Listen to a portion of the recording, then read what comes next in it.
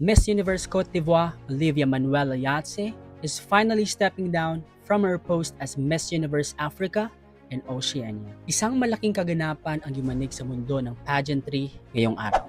Opisyal na nagbitiw si Olivia Manuela Yatse bilang Miss Universe Africa and Oceania matapos ang kontrobersyal ng Miss Universe 2025 competition sa Bangkok. Sa kanyang public statement, binigyang diin ni Olivia na mananatili siyang tapat sa kanyang mga pinahahalagahan. Respeto, dignidad, excellence at equal opportunity na aniya'y pinakamalakas na haligi na gumagabay sa kanya. Ayon pa sa kanya, ang pagtalikod sa titulo ay hindi pag-atras, kundi isang hakbang para patuloy niyang maisabuhay ang kanyang mga prinsipyo at manatiling positibong impluensya para sa mga susunod na henerasyon, lalo na sa mga kabataang babae.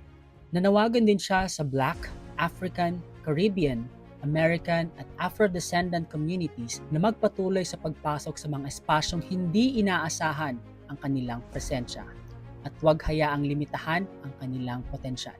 At sa huli, pinasalamatan ni Olivia ang lahat ng sumuporta sa kanyang paglalakbay at nag-iwan ng mensahe, "It's time for Africa." Isang pahayag na agad nagdulot ng malakas na reaksyon online. Kaya ang tanong, tama nga ba ang kanyang desisyon? Leave your comments and thoughts below. But thank you guys so much for watching this video. Please follow me for more updates. Bye!